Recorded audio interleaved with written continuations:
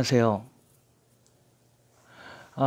오늘은 여기 캐나다에 살면서 제가 본 그런 캐네디언들이 결혼과 이혼에 대해서 한번 얘기해 볼까 합니다. 아, 굉장히 긍정적인 면도 있고요. 또 한편으로 야, 저렇게도 하는구나 하는 부정적인 생각도 가지고 있습니다. 여기는 이제 이 캐네디언 부모들은 보통 이제 자녀들을 되게 독립적으로 키워요. 그래서 대학을 들어가면은 보통 이제 자녀들을 둥지에서 내보내려고 하죠. 그러면은 이 자녀들도 나갈라 그러고 또 부모들도 내보내려 그러는 경향이 대체적인 경향입니다. 또 그게 가능한 것이요. 오삽이라 그래서 온타리오 주 같은 경우 뭐 다른 주는 또 다른 프로그램이 있지만은 대학교 들어가면은 학비와 생활비와 책값을 무이자로 빌려줍니다. 전액을. 그렇기 때문에 자녀들이 이제 나가서 친구들하고 살든지 아니면은 독립적으로 작은 공간을 얻든지 해서 살아가려고 하죠. 또 기숙사를 들어가든지.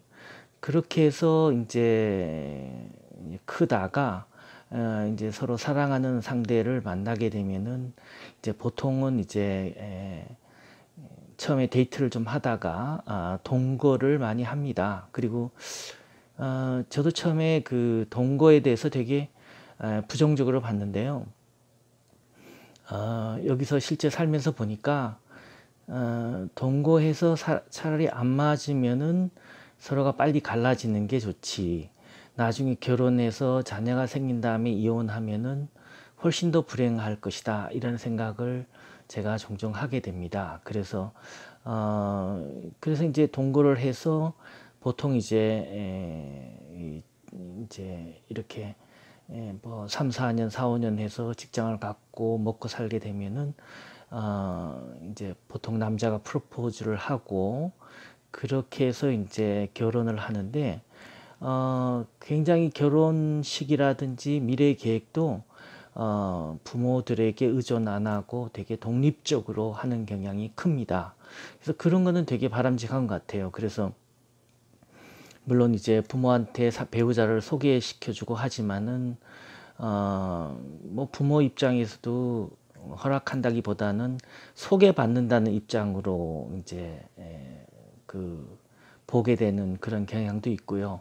그렇게 해서 이제 얘네들이 결혼을 하게 되고 결혼 계획을 세우면은 보통 이제 결혼식을 여기는 토요일 저녁부터 시작합니다. 그래서 세레모니가 있고 밤새도록 춤추고 놀고 또 그러니까 우리나라의 결혼식과는 좀 많이 다르죠. 그렇게 해서 서로가 이제 즐기는 그런 결혼식을 합니다.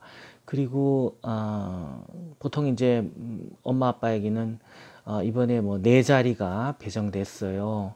그 선에서 손님을 초대하세요. 이렇게 얘기를 하죠. 그러면 이제 엄마 아빠는 보통 그 정도 선에서 이제 친구를 초대하고 그렇게 하죠. 그렇게 해서 결혼을 하는데 그래도 이제 특히 제가 이렇게 보니까 백인들은 서로 상대방에 대해서 만족을 안 하거나 안 맞는다고 생각할 때는 뭐 여지없이 이혼을 해버리더라고요. 제가 알고 있는 캐네디언 친구들 같은 경우 보니까 휴가 갔다 오면서 와이프가 뭐 휴가 가서 피곤도 하고 해서 별로 뭐 적극적으로 이렇게 재밌게 해주지를 못했는지 돌아오는 오는 과정에서 너 이번에 돌아가서 내 변호사 좀 만나봐야 되겠다 이런 얘기를 했다는 겁니다. 그거는 이제 이혼을 의미하는 거죠. 그래서 여기는 이제 이혼이 두 가지가 있습니다.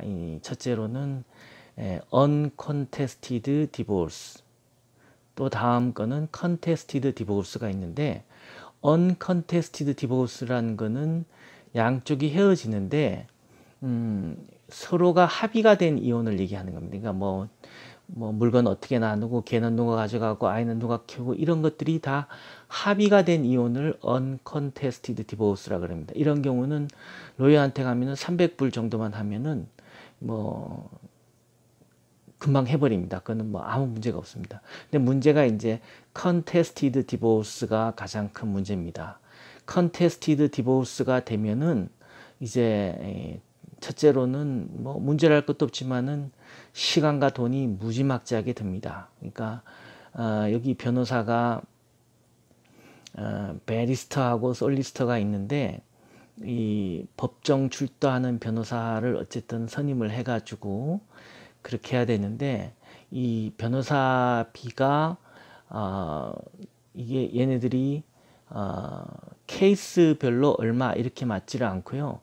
뭐 이 케이스에 관련해서 이메일 보는 시간, 자기가 시간당 웨이지가 뭐 700불, 또 유명한 변호사는 뭐 1000불, 3000불 이렇게 합니다. 그러면은 뭐 이메일 쓰는데 1.5hour 곱하기 3000, 뭐 이렇게 해서 합계가 나오는 거죠. 전화 받는데 뭐 얼마 0.5hour, 상담하는데 뭐 0.7hour 뭐 이렇게 해서 전부 토탈이 나오는데 보통 이제 접수가 돼서 이제 이혼 소송을 시작할 때까지 뭐 10만 불에서 15만 불은 뭐 쉽게 들어가는 것 같더라고요. 제가 주위에 같은 리얼터를 하는 한국인 친구가 이혼하는 것을 보니까 지금 한 80만 불 정도 변사비가 들었다 그래요. 그런데 아직도 이제 이혼을 못 마치고 이혼 소송 중에 있다는 얘기를 들었습니다. 근데 이제 여기는 이혼을 하게 되면은 근본적으로 반을 나눕니다. 재산의 반을 나누고요. 또 이제 자녀를 여자가 키우는 경우, 그 경우는 이제 양육수당을 또 별도로 줘야 됩니다. 그러니까 굉장한 지출이 되고 또 이혼하는 과정에서 변호사비라든지 이런 것 때문에 어마어마하게 되죠.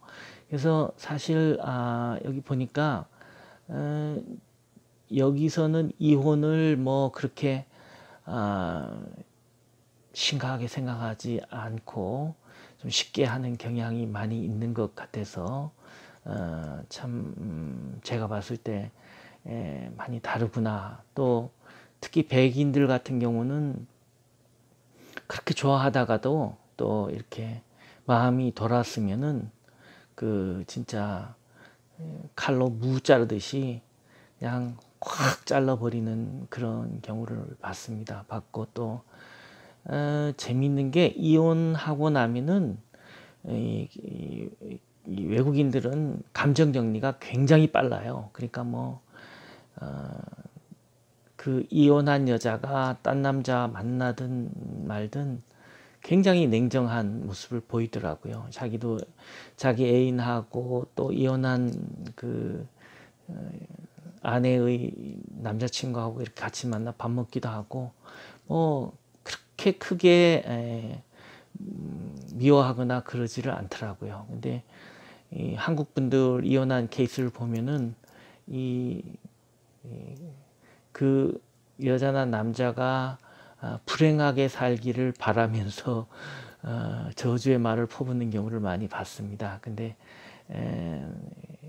그런 경우도 봤고요. 또 여기서 이제 재산이 좀 많은 사람의 경우는 결혼할 때 이제 이런 그 이혼하게 되면 이제 큰 손해가 나니까 그거에 대비해서 이제 어떻게 하냐면은 프리넙처럴 어그리먼트라는 걸 서로 만들어요. 그러니까 이제 marriage가 어떤 a kind of contract로 생각하시는 거죠. 그래서 여기서 줄여서 프리넙이라고 하는데, 그러니까 뭐 미리 이혼하게 될 경우에 대비해서 계약서를 만들어 놓는 겁니다. 그러니까 뭐 3년 살고 나랑 헤어지면은 뭐 애가 있으면은 뭐 2 밀리언, 뭐 애가 없으면 3 밀리언, 애는 내가 키운다. 뭐 이런 등등의 것들을 미리 다 정해 놓는 겁니다. 그러니까 uncontested divorce가 될 수 있는 거죠. 그렇게 해서 이제 프리너블 하는 경우도 봤고요. 그래서 굉장히 어떻게 보면은 한국 사람들은 아직 결혼에 대해서 이렇게 좀 서로가 부족하거나 해도 서로 참고 서로 이렇게 보듬어주고 하는 경우가 있는데, 여기는 서로 마음이 돌아섰을 때는 그런 참음을 안 보여주고 아주 냉정하게 잘라버리더라고요. 근데 뒤에서 제가 본 케이스로는 캐네디언 교장 선생님이, 교장 선생님 같으면 여기 한 20만 불 이상의 봉급을 받았고 리타이어 하면은 펜션도 굉장히 좋고 교사들 대우가 좋기 때문에 그렇거든요. 근데 이분이 3번을 이혼을 하셨어요. 하시고 나니까 아무것도 이제 남아있는 게 없는 상태가 된 모양이에요. 그래서 친구 집에 다니면서 뭐 집 고쳐줄 거 고쳐주고 그 집에서 숙식하면서 이렇게 사는 모습도 봤습니다. 근데 참 이렇게 살면서 보니까 우리의 결혼에 대한 생각과 여기 캐네디언 백인들의 결혼에 대한 생각이 많이 차이가 나는 것을 봤습니다. 예, 그래서 합리적인 면도 봤지만은 또 한편으로는 너무 이렇게 계산적인 면도 봐서 사실 여기 살면서 제일 걱정이 이 자녀들의 결혼 문제. 그래도 같은 한국 사람하고 결혼하는 것을 원하는 한국인 부모들이 상당히 많습니다. 그러니까 뭐 막을 수는 없어요. 뭐 백인을 하고 결혼하든 흑인하고 결혼하든 여기는 일정 나이가 되면은 이제 부모 허락 없이도 결혼할 수 있기 때문에 충분히 그걸 우리가 부모가 막을 수는 없지만은 한국 부모들은 아직도 그나마 그래도 정서가 통할 수 있는 한국 사람의 배우자를 원하는 경향을 많이 보죠. 백인들의 결혼 생활이 그렇게 제가 봤을 때는 이 바람직한 경우도 봤지만은 그렇지 않은 경우도 많이 봐서 그럴 거라고 생각합니다. 예. 오늘은 이제 캐나다에 살면서 이 사람들의 결혼과 이혼에 대해서 살펴봤습니다. 안녕히 계세요.